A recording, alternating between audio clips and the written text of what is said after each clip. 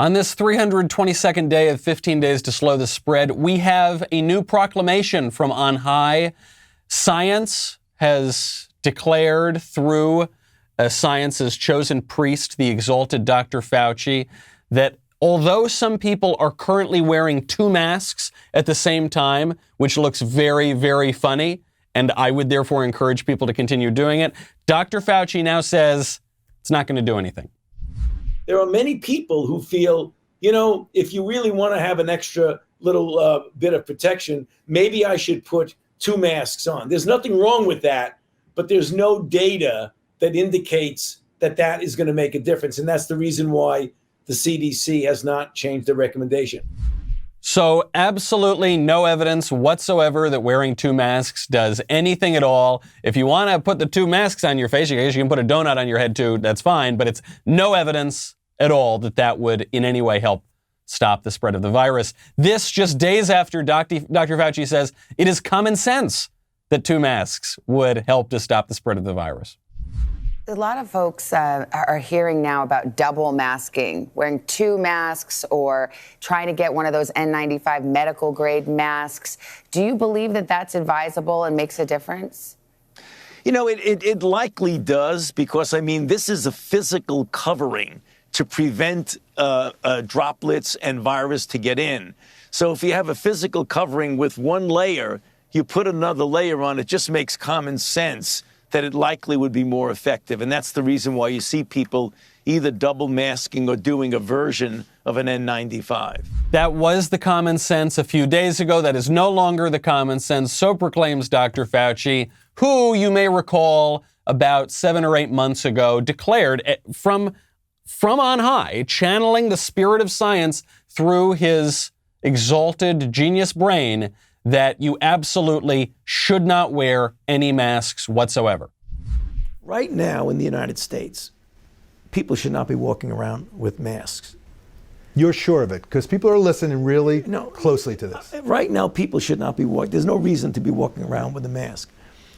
When you're in the middle of an outbreak, wearing a mask might make people feel a little bit better, and it might even block a droplet, but it's not providing the perfect protection that people think that it is.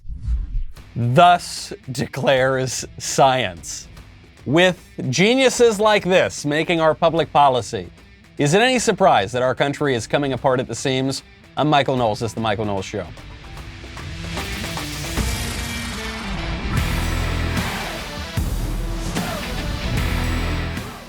Welcome back to the show. My favorite comment from Friday is from Bryn Muir, who says, when Robin Hood starts working for the corrupt elite, he ceases to be Robin Hood.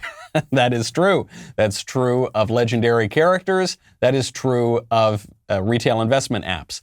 And we have an update on that, by the way, because you've now got 2 camps on the Robin Hood issue, and it doesn't cut evenly across partisan lines. But either way, there is some lie being told here. Either way, the app is not being honest, which we will get to in a second. I know, if those hedge funds manage to make it out of this Robinhood fiasco without losing everything in their major short positions, they'll have really avoided a very close shave. If you want a very close shave, though, you've got to check out Harry's Razors. Harry's delivers a close and comfortable shave at a fair price, only $2 per refill.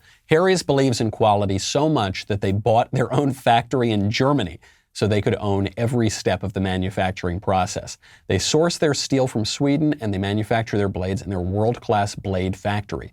Harry's German factory is one of the select few manufacturers in the world that have mastered the technology to create a Gothic arch. This is the gold standard for razor blade grinding. 100% quality guarantee.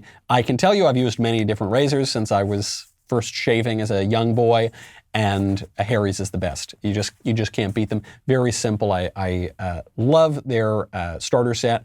Right now, you can get an exclusive offer on the Harry's starter set. You get a free body wash for just $3 at harrys.com/Knowles. That's over a $16 value for just $3. You get the 5-blade razor, weighted handle, foaming shave gel, a travel cover, which I love. That to me is like my favorite part of it, and a travel size body wash. It's an incredibly strong, great deal Act fast, get yours while supplies last. Go to harrys.com/Knowles to redeem your offer. Much safer way to do it. Wonderful way. I love it. Best razor I've ever used. Go check out Harry's.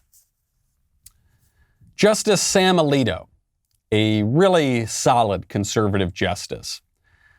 Sam Alito just gave a speech to the Federalist Society where he described the coronavirus lockdowns as a sort of constitutional stress test.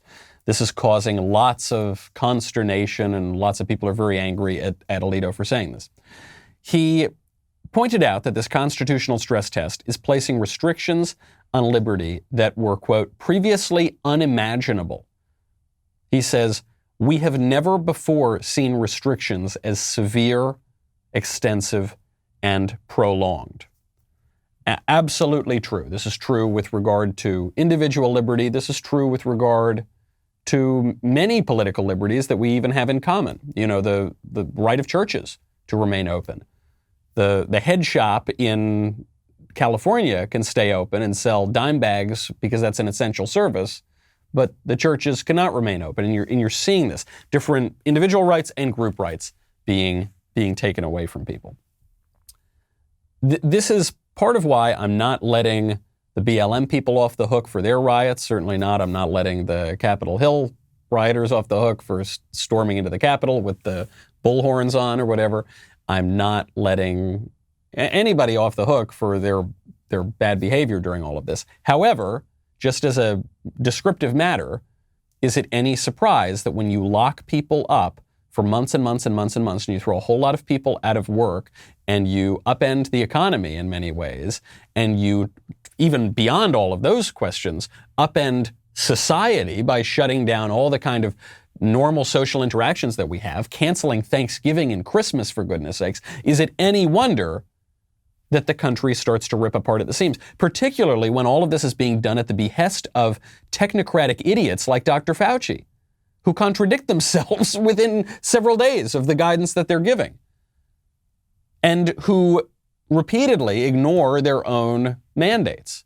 They have mandates for other people, but they don't follow the mandates themselves, be it on the masking, be it on going out to dinner like Gavin Newsom at the Michelin-rated restaurant, the French Laundry, be it Chris Cuomo, who's hanging out in the Hamptons, pretending he's locked up in his home, not going outside, be it any of these people. No, it's no wonder at all. And I think this is the broader context in which you have to understand what happened with Robinhood and GameStop. It's still happening. These Redditors are driving up the price of physical silver right now. Why? What is this all about? We know that this began because these people on Reddit saw a massive short position from a hedge fund in GameStop. GameStop in itself doesn't seem like a very valuable growth company, right? It's kind of going the way of Blockbuster and all these other companies. The Redditors know that, but they want to take advantage of this short position, cause a short squeeze, force the hedge fund guys to buy up the stock that through these kind of complex systems they had already sold, and then drive the price up, and then these Redditors can make some money. But the Redditors know they might lose all their money because this is so volatile and crazy. This is the furthest thing from a sure investment you could possibly make. But what they were saying is, we would rather lose money to send a message than keep dealing in this system. They were kicked off of Reddit. I believe they were kicked off of Reddit. They were certainly kicked off of Discord. They were kicked off of various other social media platforms. So what did they do? They bought a billboard in Times Square. They bought a digital billboard in Times Square, 54th and Broadway, that said $GME, that's the stock name, the ticker name for GameStop.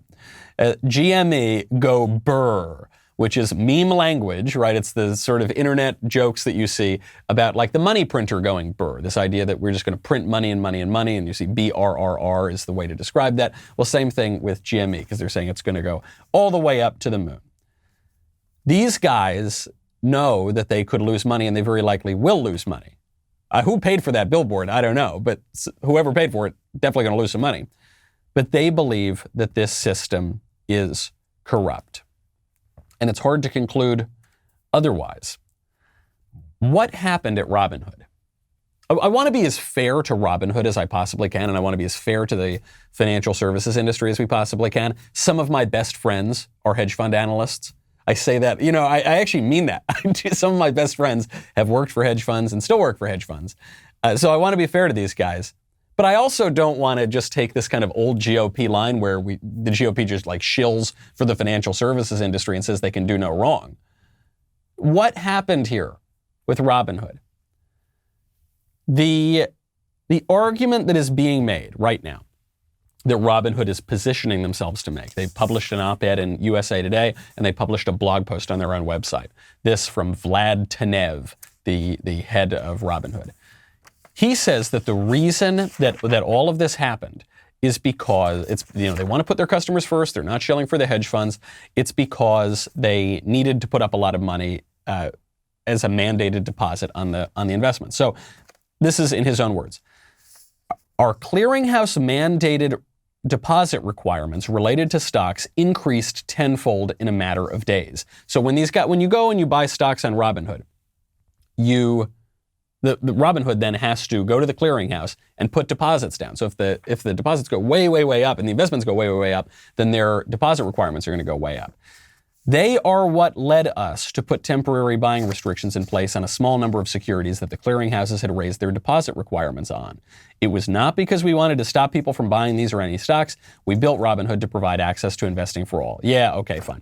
He says the same thing in a blog post. He says, yeah, we basically just didn't have the cash to cover up all of these investments with our clearinghouse to put the deposits down to make sure everything was hunky-dory. Okay, fine. A plausible argument.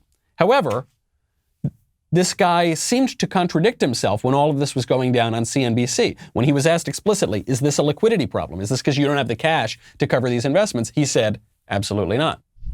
It sounds to me, though, that you're suggesting that there was a liquidity problem inside the firm. And my question about that then raises all sorts of new questions about whether there's a systemic issue underneath the system and underneath the company unto itself.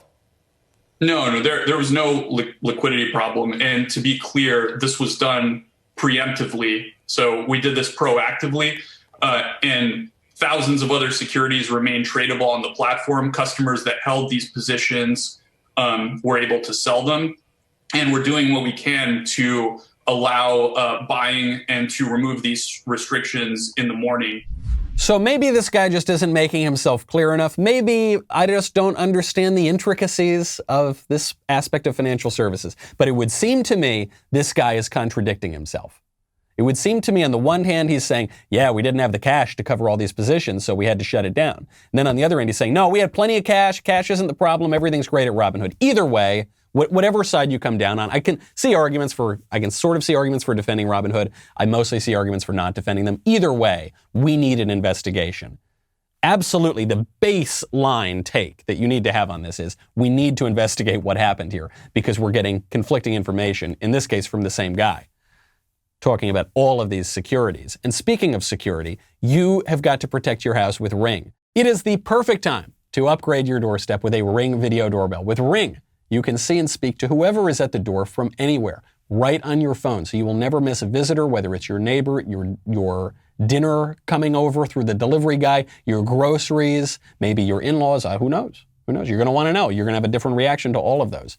You are going to want to know. You can do it from your bedroom. You can do it from your office. You can do it from a beach. With motion detection, you will get notified even if the visitor doesn't ring the doorbell. If somebody stops by or something is going on, Ring will let you know. It makes me feel very safe knowing that sweet little Elisa and little June, my wife and my newborn child, are safe. They can know who's at the door before they open it, especially, if I'm traveling or something like that.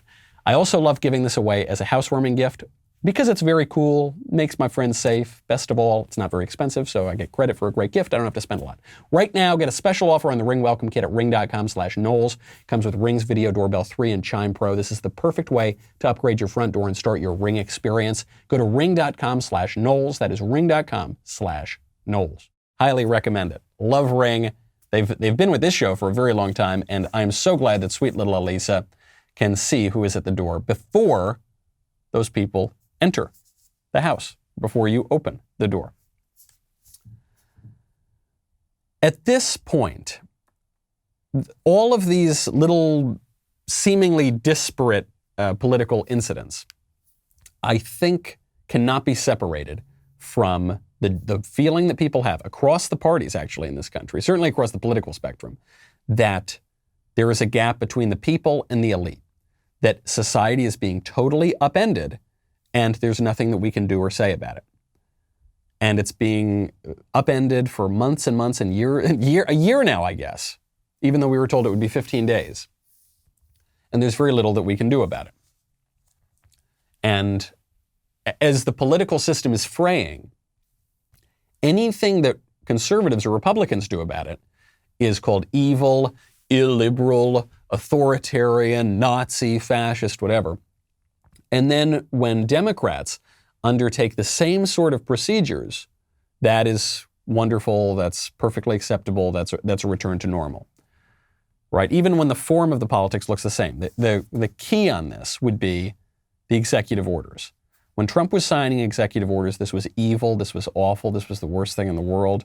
And it is worth pointing out that when Obama was signing executive orders, Republicans were complaining about that too, and saying it was not just complaining about the substance of the executive orders, which I think is totally legit, but they were also complaining about the very fact of signing executive orders, saying that governance through executive orders is somehow not legitimate. Now, I've taken a slightly different approach to this issue, which is, I agree, I wish that our laws were being passed by the legislature, but the fact is they're not.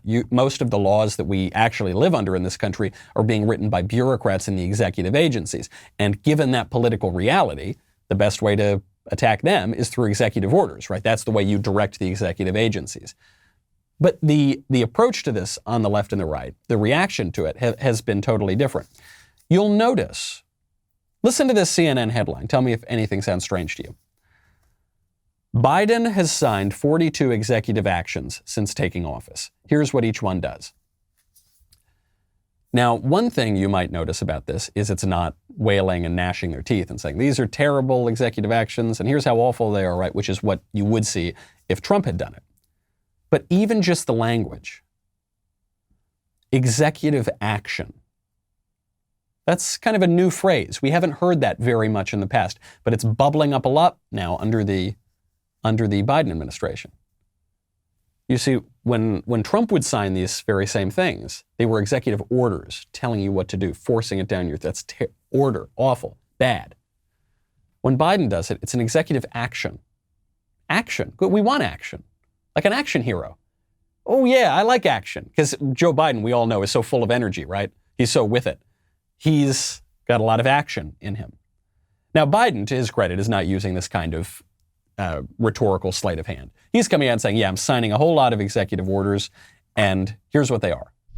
But today I'm about to sign 2 executive orders, and basically the best way to describe them, to undo the damage Trump has done. There's nothing new that we're doing here other than restoring the Affordable Care Act and restoring the Medicaid to the way it was before Trump became president, which by fiat he changed, made more inaccessible, more expensive, and more difficult for people to qualify for either of those 2 items, the Affordable Care Act or Medicaid. And the second order I'm going to be signing also changes what the president's done, the president, what former president has done, and it a memorandum reversed my predecessor's attack on women's health, health access, and as we continue to battle COVID-19. We could spend probably 3 hours just talking about that train wreck of an announcement, because there was so much in there. An apparent Freudian slip where Biden referred to Trump as the president. What does that say? What does that tell you about Joe Biden's mental state and what he thinks about the state of the country? Then he goes and says that we've got to help women's health and we're going to restore women's health. And that's just a politically correct euphemism that means abortion. So through executive fiat, he's going to restore some of the funding for abortion and some of the access to abortion that Trump took away. Meanwhile, framed right behind Biden is a photo of him meeting the Pope. How disgusting is this? That Joe Biden, a putative Catholic, sitting right next to a very intentionally placed photo of him meeting the Pope, talks about how he's going to restore the butcher of innocent babies around the country. So one of the most genuinely wicked things I've seen a president do so casually in my lifetime, and earlier even looking back through history. Then Biden attacks Donald Trump for all of these changes he had made by fiat. He said Trump did it by fiat, so I'm gonna restore it. Biden is also restoring it by fiat. He's doing the same thing. They both were signing executive orders. It's just that even the procedure of Trump wreaking these changes through executive order is illegitimate compared to Biden. When Biden does it through executive order, totally hunky-dory. It's not even a change. What Biden begins by saying is he says, look, there's nothing new here. Nothing new here, folks. I'm just returning this all back to normal. You see, I, with Barack Obama, had instituted the liberal policy, which is obviously what we should have. That's normal in this country. And then Trump, this guy had the audacity to get elected and use his constitutionally prescribed executive orders. And, the very thing that I'm using right now, he had the audacity to do that, and that's wrong and abnormal. And so now when I switch that back, it's just a return to normalcy. Nothing new here. Of course, it is new. When you change the policy of the previous administration, that is something new. But he's saying no. What he's very subtly saying here is liberal policy is permissible. Conservative policy is not legitimate. You used to hear people would talk about the alt-right. Look, we like conservatives, but the alt-right, they're the bad ones. And I guess for a while there was a distinction. The whole reason that there was the term alt-right is because some people were saying we are an alternative to more mainstream conservative thought. But now, very quickly, that term just painted over all right-wingers, and now it's disappeared entirely. You don't hear the term anymore because what the left is doing is delegitimizing the entire right. Even the duly elected center-right president, Donald Trump, who Joe Biden seems to think is still the president. And maybe a lot of people think he's still the president. If Joe Biden said it, come on, kick him off Twitter. Joe Biden is not just signing those executive orders, he also is signing an executive order to increase the number of refugees allowed into the United States by tens of thousands. And very often, these refugees are not exactly refugees. This is just another mechanism to increase immigration beyond its already historically unprecedented levels. The movement into the United States over the last 60 years is the largest movement of human beings ever in the history of the world. And it's certainly the most open immigration policy that any nation on earth has right now. Most people, according to a Harvard-Harris poll not too long ago, want to reduce that level of immigration dramatically. But Biden, through executive action, through his executive orders, is going to increase that. And he's probably going to try to do it through legislation as well. All of which raises this question. And I think people who look at the Trump phenomenon, how many people showed up to those rallies, how many people show up to defend this guy, who look at the Robin Hood phenomenon, how do all the people get together and beat this hedge fund at their short position? When they look at the popular opposition to so many of Biden's policies, why can't conservatives effectively counter Joe Biden and the left? Why? Why is it I think we've got generally the people on our side, if not in raw numbers, then at least in terms of people who actually go out there and are active and vote and protest, and maybe not with mail-in ballots, which makes it easier, and maybe not with dead people voting in Philadelphia, or maybe not with election officials undermining the state constitution of Pennsylvania. But generally speaking, I think, look, we've at least got roughly half the country. Why can't we ever fight the left at all? The reason is because the left is more or less completely unified behind the progressive ideology. Some are more progressive, some are less progressive, but they're all basically on the same team. On the right, that is not true. On the right, conservatives, just as a matter of our natural disposition, we love to bicker with each other and pick fights and all divide all the time and be very nitpicky. But also there are just genuine, massive differences of opinion and purpose on the right, and we're so divided we cannot unite. And some of the more subversive elements on the right have just been caught with their pants down. So we might have to divide a little bit more before we can unite, but we'll get to that in 1 second. You know, earlier this month, we released our first movie, Run, Hide, Fight. This was exclusively for Daily Wire members. The movie is a really terrific film. The audience seems to love it. The audience score on Rotten Tomatoes is through the roof. The critics hate this movie. They hate it not even because it's some kind of conservative propaganda piece. It's not. It's just not politically correct. So the critics gave it like a negative 5,000 on Rotten Tomatoes. I don't even know you could have negative 5,000%. The audience gave it something like 93. It was definitely 90 plus. You can head on over to dailywire.com. You can go to our mobile app. You can go to our streaming apps on Apple TV and Roku. If you're not a Daily Wire member yet, use promo code RHF to get 25% off. That is RHF for 25% off. Head to dailywire.com. We'll be right back with a lot more.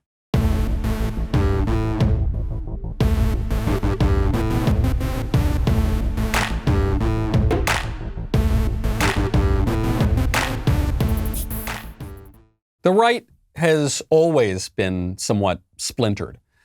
When William F. Buckley Jr. helped to form in many ways founded the post-war conservative movement, he united three groups: the traditional conservatives and the religious right. Also, they're not identical, but it's got sort of similar. The economic libertarians and the foreign policy hawks, many of whom were Democrats. And those three groups didn't have a whole lot in common, but they all opposed the Soviet Union. The traditional and religious conservatives opposed the Soviet Union because of the state-mandated atheism. The economic libertarians opposed the Soviet Union because of the economic collectivism. And the foreign policy hawks opposed the Soviet Union because of their imperial ambitions. And they all came together, they had this common enemy, and it was actually quite effective.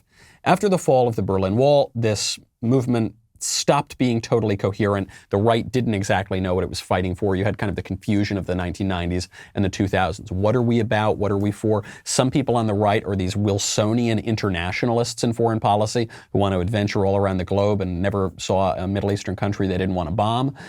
Some people are sort of isolationists. You think of the Ron Paul wing of the right. They don't want to go to war basically for any reason whatsoever. How on earth are those two groups on the same side? You had these kind of libertarians, and I don't even think that phrase is fair to libertarians. You had kind of a more libertine element of the right. P.J. O'Rourke joked about this group in a very famous essay called Republican Party Reptile: How to Drive Fast on Drugs While Getting Your Wing-Wang Squeezed and Not Spill Your Drink. I believe that was the title of the essay. Kind of joking about this actual phenomenon on the right, this kind of Wolf of Wall Street, go out there and totally violate the moral order, but we're all about making money and, keeping the GDP going up or something, right? So you have that element. And then you have the traditional guys on the right who, show up to Latin Mass with their 13 children and they're all buttoned up and they're all very proper. How do those two elements work together? You have the neoconservatives who were kind of liberals who got mugged by reality. I think that was the word of Irving Kristol. Now you have the populists. You have all these different groups. The most loathsome among any group that even pretends to call itself right-wing is the Lincoln Project. The Lincoln Project are these guys who are funded by left-wing billionaires, and their whole purpose is to go out and say, we're conservatives and Republicans, but we hate Trump, and we also hate Senate Republicans, and we also hate House Republicans, and we only work for Democrats now.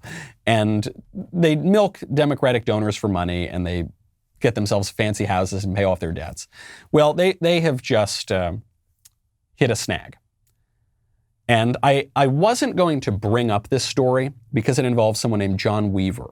John Weaver is a former McCain top strategist, a former top strategist to John Kasich. He's been around GOP politics for a while. He worked for Democrats for a little bit too, and now he's obviously working for Democrats again. But generally, he's known as a sort of liberal Republican. I wasn't going to mention this story when it first broke, before it had really been thoroughly investigated in public, because I coincidentally happened to have briefly been on a campaign with John Weaver. I don't know him very well, and it's not like we were bosom buddies or anything, but I just felt, okay, I'm not going to start taking snipes, even at former Republicans, until the story is really fleshed out. Now the story is fleshed out and we got to talk about it. Ryan Girdusky broke this story. Great, very tough-minded young conservative journalist and thinker and writer. Girdusky breaks this story that John Weaver had been messaging young boys and young men, but even people as young as like 14 years old on the internet and sort of grooming them, and things were becoming sexually explicit.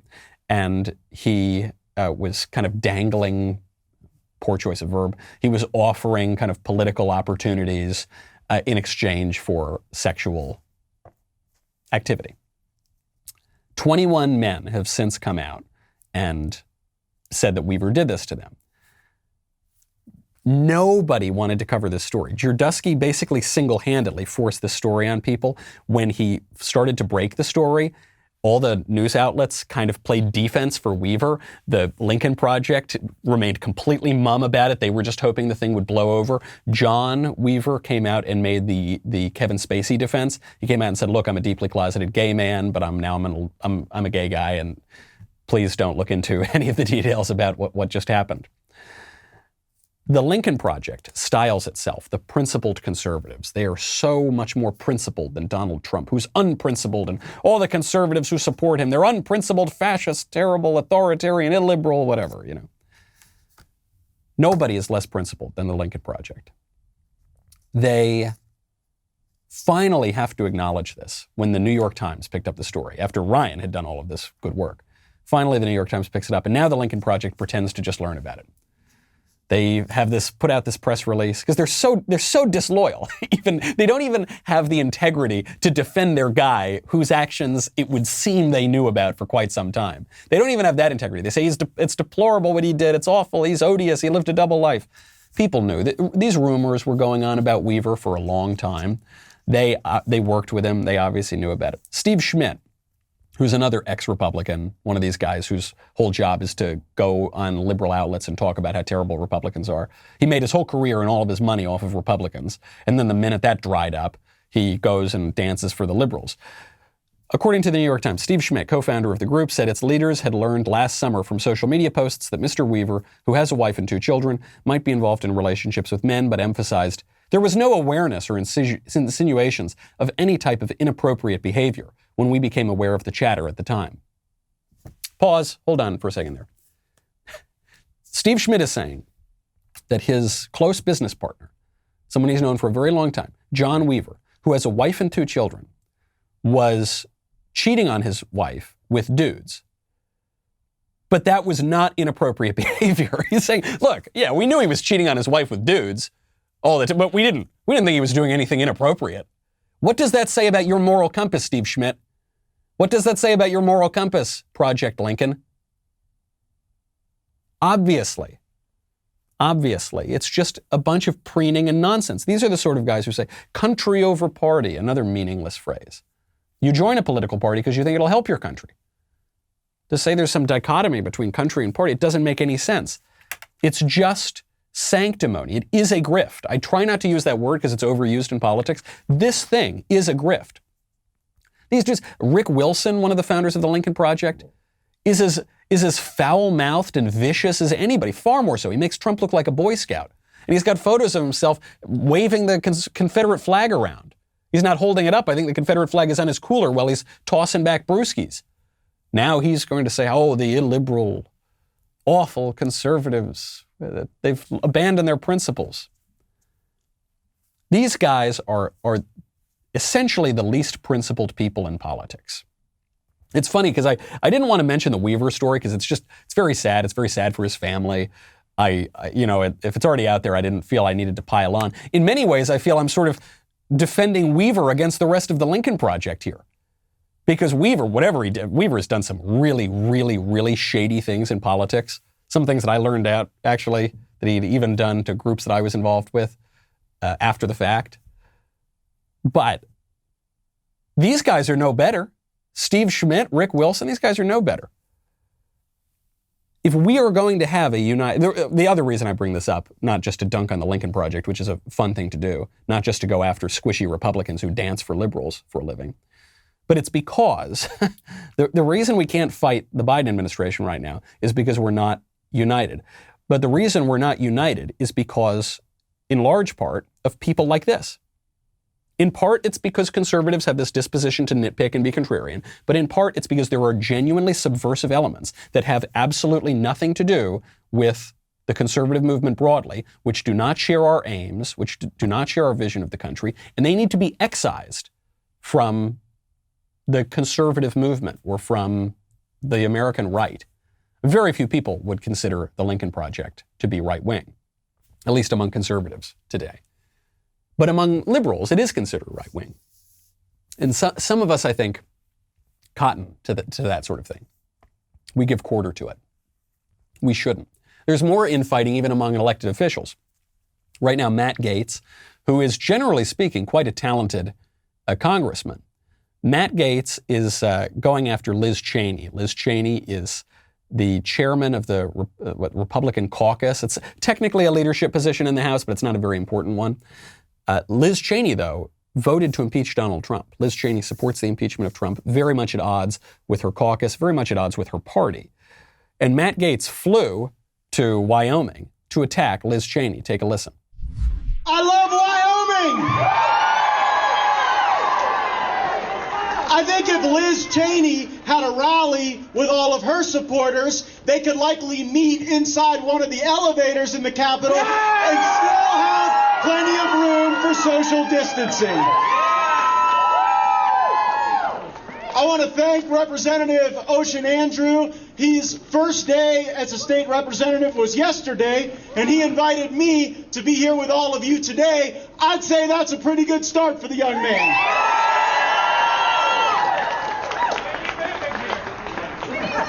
I'll confess to you, this is my first time in Wyoming. I've been here for about an hour, and I feel like I already know the place a lot better than your misguided representative, Liz Cheney. Pretty rough attacks. Now, I know that a lot of people in Washington, a lot of Washington Republicans, they say, come on, stop it, stop the infighting, stop the infighting. And this is where conservatives need to be very focused. We need to be very precise. Do we really want to kick out of the party Liz Cheney and people like Liz Cheney? People who maybe they're more like Bush Republicans. Maybe they're more like Cheney Republicans. I don't know. Maybe they're more foreign policy hawks. I don't know. More liberal Republicans, generally speaking. Do we want to completely kick them out of the party? I think that would be crazy. You wouldn't have enough people. You'd lose more people than I think those of us on the conservative side would be willing to admit. Now, many people on the liberal side want to kick out people like Matt Gaetz, or they want to kick out people like Josh Hawley, or they want to kick out people like Ted Cruz, or they want to who don't even all agree with one another, but they all represent sort of less liberal elements. Do we want to kick those out? No, we can't do it. Do we want a new Patriot Party? That was another suggestion. Should there be a new third party? No. If we had a Patriot Party, you just give all the elections to Democrats. However, you can't let this kind of division just fester and fester and fester. So it would seem to me perfectly reasonable that Liz Cheney should not serve in Republican leadership. I don't think she should be kicked out of the House of Representatives. I don't think she should be kicked out of the Republican Party. But her position on a very, very important issue, the historic, unprecedented second impeachment of the ex-president, her position on that it's too serious. It's too at odds with the party. She cannot make a credible claim to be leading the party. So she should return to be rank and file, and and she should still have her rights to, be exercised within the caucus and within the party. But the conservatives are not going to effectively counter the Biden administration if we have leadership that opposes the conservative base. It's just not going to happen.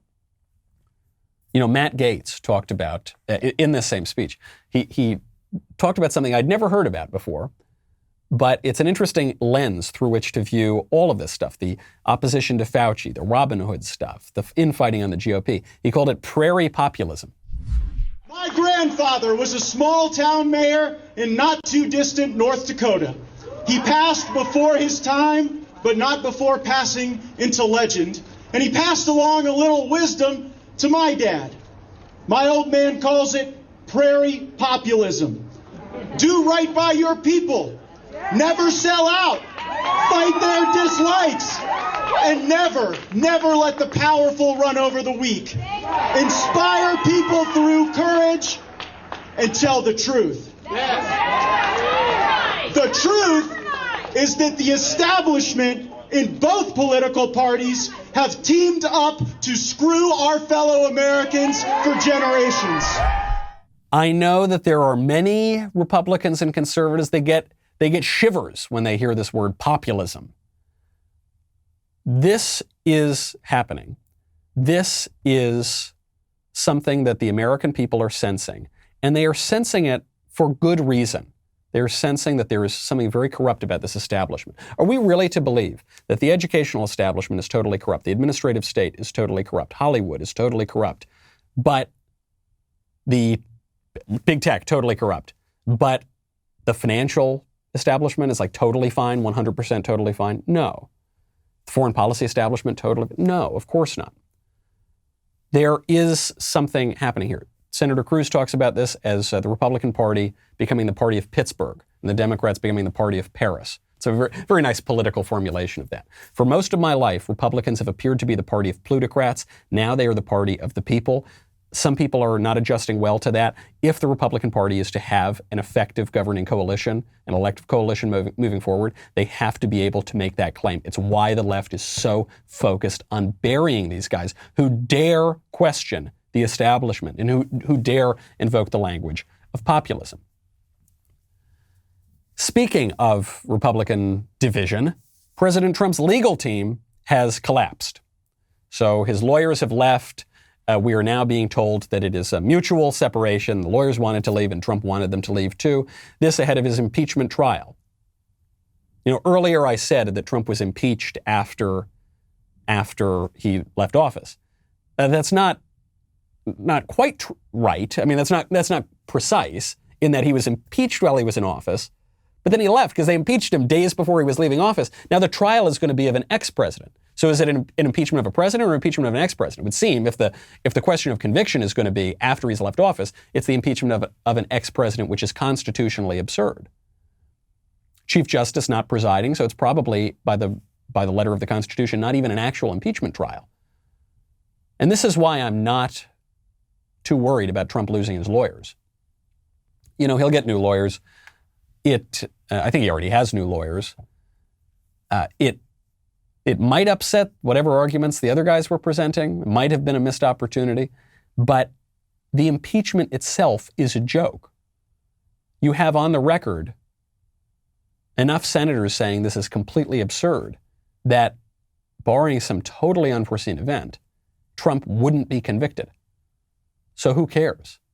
They could go there. The Trump legal team could go there and read Dr. Seuss. Probably wouldn't change anybody's views. Certainly not enough people to convict the president. Even that, though, even the continued fighting over Donald Trump and the person of Donald Trump, I guess it has to do with these divisions that are going on within the GOP. We need to be very, very careful here in this moment. We need to avoid papering over differences that are substantive, right? And just pretending that we can all go along to get along and the only thing we can agree on is cutting taxes, but that's fine. We'll put the other stuff for another day. That has not served us very well for the past 20 years.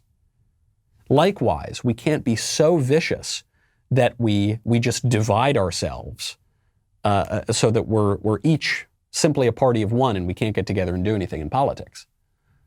I remember, I forget who told me this, but he was describing the difference between Bill Clinton and Rudy Giuliani. This was years ago.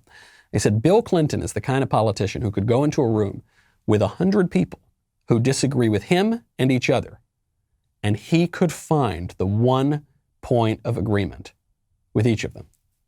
Yeah, you like cigars, me too, huh? You know, he could maybe not that, maybe even more substantive than that. Rudy Giuliani is the opposite kind of politician. He could go into a room with 100 people who agree with him and each other, and he would find the one area of disagreement. And I think this gets to the difference between the liberal and the conservative disposition. Conservatives, especially in this culture, we're just by nature sort of contrarian, And all we want to do is talk about our differences, the differences between the libertarians and the traditional conservatives and the neocons and the this and the that and the this and the that. We can't do anything together in politics if we refuse to ally with one another. Now, I think one key aspect to uniting conservatives moving forward is we've got to just stop focusing on, we've got to stop focusing on the formal aspect of politics to the exclusion of the substance. And what I mean by that is we've got to stop putting 100% of our focus on free speech, bumper sticker or slogan, free speech, and we've got to start talking about what we want to say. We've got to stop talking about 100% of the time bumper sticker slogan, religious liberty. We've got to start talking about what we believe. There was an excellent op-ed in the Wall Street Journal today by Ryan T. Anderson, who was for a long time at Heritage Foundation. Now he's leading the Ethics and Public Policy Institute. It's called Religious Liberty Isn't Enough. Religious liberty isn't enough. Cultural conservatives also need to defend our views, which are scientifically sound and popular. I've talked about this before. I think conservatives, really only the last 15 or 20 years, have started to believe these shallow bumper sticker slogans, which in the past conservatives did not believe. So we believe that free speech in the American tradition means you can say absolutely whatever you want to say at all times, and we should encourage all manner of speech. Conservatives have never believed that. First of all, it's never been true. There have always been broad swaths of speech that are not permitted, namely threats, sedition, fighting words, fraud, obscenity, all these sorts of things. Conservatives were never the ones saying we need to get rid of all barriers to speech because we know that standards must exist. This is a limited world. We have limited language.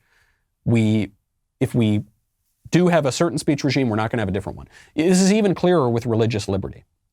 Right now in public schools in New York, in certain public schools, students are taught that boys can choose and girls can choose their own gender. And there's no such thing as immutable biological sex. 4 and 5-year-olds are being taught this. The trouble with that, if you want to protect that view under, I guess, religious liberty, because that religion is called Gnostic dualism, if you want to protect that view, you are necessarily excluding the traditional view, the Christian view, the Jewish view, the Muslim view, that there is such a thing as men and men can't become women and women can't become men. You can't simultaneously protect both views. You have to choose one. If a little child in school is going to get in trouble for saying that Sally can't become Steve, then he can't practice Christianity openly, or Judaism, or Islam. We need to come out and defend certain views. That requires doing the work that we've basically been putting off since the end of the Cold War. And really, maybe you could say been putting off for much longer before that, which is figuring out what we stand for. From 1945 until the fall of the Berlin Wall, we stood for opposing communism, right? And various sort of political ideas fell downstream from that. Afterward, what did we stand for? It just was totally unclear in the 90s and the 2000s. Now that Trump has really accelerated that debate, because he does stand for certain things. Right? He's willing to go out on a limb and say, no, we need less immigration. No, we need to protect American industry. It was really ripping up some of the old kind of orthodoxies that had ossified over time. What do we stand for? We can't just bury our heads in the sand. The country will continue to rip apart at the seams if we do that. We've got to answer that. That takes courage, which is the prerequisite for all the other virtues. We have to acknowledge that there is such a thing as virtue. Can we do it? Or are we just destined to descend into more and more decadence? I guess we'll find out. I'm Michael Knowles. This is The Michael Knowles Show. See you tomorrow.